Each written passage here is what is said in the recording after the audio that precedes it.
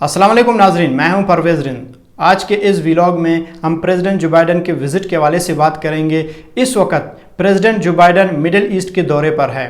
वो दो important countries Saudi अरब और इजराइल का दौरा कर रहे हैं। नाजरीन, इसमें हमें देखेंगे कि ये विज़िट कितना इम्पॉर्टेंट है इस रीजन के लिए, और ये विज़िट सऊदी अरब और इजराइल को करीब लाने में क्या किरदार अदा कर सकते हैं। हमें भी देखेंगे कि जो बाइडन फ़लस्तीनियों को क्या रिलीफ दे सकता है। नाज़रीन, इसको ईरान और चाइना अपने लिए कितना बड़ा थ्रेट समझते हैं। सबसे पहले हमें देखेंगे कि ऐसा क्या हुआ जिसने अमेरिका के प्रेसिडेंट जो बाइडन को मजबूर किया वो यूनाइटेड स्टेट्स से सऊदी अरब और इजराइल का दौरा कर रहे हैं। नाज़रीन, इस वक्त महंगाई सिर्फ पाकिस्तान में नहीं बल्कि पूरे दुनिया में महंगाई है। जिस तरह पाकिस्तान में हम लोग इम्पोर्टेड सरकार को क्रिटिसाइज कर रहे हैं कि उसकी वजह से सिस्टम ख़राब है और महंगाई अपने पीक को पहुंच गई है, इसी तरह यूनाइटेड स्टेट में लोग जो बाइडन के एडमिनिस्ट्रेशन को और जो बाइडन को क्रिटिसाइज कर रहे हैं कि महंगाई की वजह यही है, बेरोजगारी की वजह यही है। इसलिए प्रेसिडेंट जो बाइडन मजबूर होके सऊदी अरब और इजराइल का दौरा कर रहे हैं। नाज़रीन, जैसे कि हमें पता है कि जो बाइडन भी एक ऐसा लीडर था जो कि हमेशा फ़लस्तीन के लोगों के राइट्स के लिए बात करता था, क्योंकि इनका बैकग्राउंड भी एक ऐसे डेमोक्रेटिक पार्टी से है। उनके पार्टी में जितने भी लोग हैं वो सारे लिबरल्स हैं। उनको खुश करने के लिए इसने हमेशा इंसानी हकूक़ के हवाले से बात किया और इजराइल को क्रिटिसाइज किया। ऐसा क्या हुआ जो कि वो इस वक्त इजराइल में है और इजराइल को एक्सेप्ट कर रहा है। नाजरीन, इजराइल की इम्पोर्टेंस सबको पता है कि इस वक्त इजराइल अमेरिका के लिए कितना इम्पोर्टेंट है, खासकर इस रीजन में उनके इंटरेस्ट को वाहिद कंट्री है जो कि सर्व कर सकते हैं। इस रीजन में उनके पास कोई ऐसा इत्यादि नहीं है जो कि उनके इंटरेस्ट को सर्व कर सकें। वाहिद कंट्री है वो है इजराइल, जो कि कभी भी अमेरिका को ना नहीं करता है, हमेशा यस करता है। और अमेरिका भी इजराइल को अपने लिए एक सूबा तस्वुर कर सकता है और करता भी है।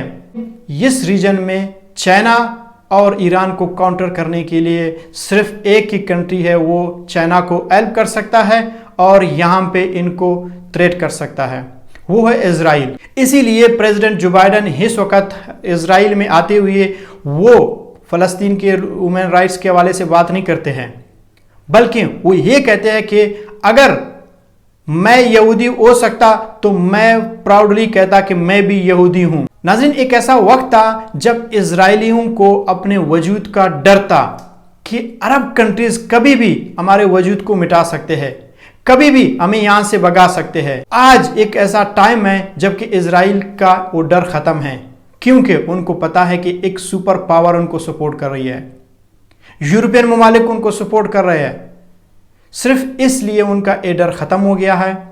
इसका एग्जाम्पल आप यहां से ले लें, जिस तरह डोनाल्ड ट्रंप ने इस रीजन में एक बहुत बड़ा रोल प्ले किया। उसने अरब कंट्रीज में से एक ऐसा अकड़ लाया जिसको हम कहते हैं अब्राहम अकड़। उसने इजराइल की उम्मीदों को जगाया, उसने इजराइल के इंपॉर्टेंस को बढ़ाया, और इसीलिए आज प्रेसिडेंट जो बाइडन ने भी इस रीजन में प्रेसिडेंट डोनाल्ड ट्रंप के पॉलिसीज़ को अपनाया है। उसने भी इजराइल को रिकॉग्नाइज किया है और इजराइल के इंपॉर्टेंस को उसने हाईलाइट किया है, क्योंकि उनको पता है कि यहाँ पे फ़लस्तीनियों के राइट्स की बात करके उनकी अपनी इंटरेस्ट की नुकसान होती है। यहाँ से आप अंदाज़ा लगा सकते हैं कि कोई भी कंट्री हो वो अपने मुल्क के मुफाद के लिए, अपने लोगों के इंटरेस्ट के लिए कुछ भी कर सकता है। जिस तरह इमरान खान पाकिस्तान में अपने लोगों के राइट्स के लिए अपने पॉलिसीज के बारे में बात करता था, इसलिए करता था कि वो अपने मुल्क के इंटरेस्ट को पहले, बाद में दूसरों के इंटरेस्ट को बात करता था। जिस तरह उसने अमेरिका को क्रिटिसाइज किया कि हमने अफगानिस्तान में आपका जंग लड़ा है, फिर भी आपने हमें अकेला छोड़ा है, तो आज यही कर रहे हैं। यही जो बाइडन थे जो इजराइल को क्रिटिसाइज करते थे और सऊदी अरब के प्रिंस मोहम्मद बिन सलमान को भी क्रिटिसाइज करते थे कि उन्होंने जर्नलिस्ट को मारा था, खशोगी को।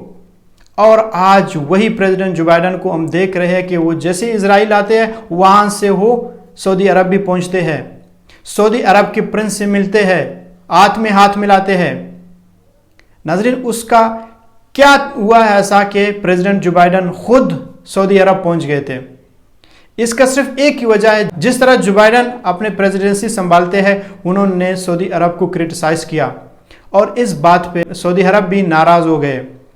उनको भी अपने इम्पोर्टेंस का पता चल गया था।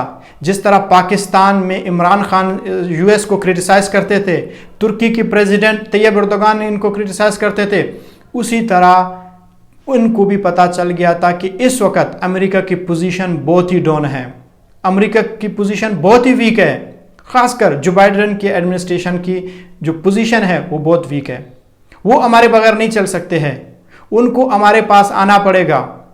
यहाँ पे वो आएंगे, वो भीख मांगेंगे, क्योंकि उनका जो सारा जो बिजनेस है वो रिलाई करते हैं किस पे? सऊदी अरब के।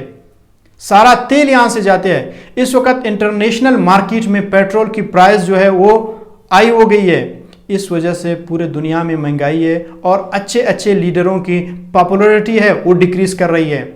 वाहिद लीडर थे वो इमरान खान थे कि उनकी जो पॉपुलैरिटी है वो इंक्रीज कर रही है और इम्पोर्टेड सरकार, और वहाँ पे प्रेसिडेंट जो बाइडन की जो पॉपुलैरिटी है वो डिक्रीज कर रही है।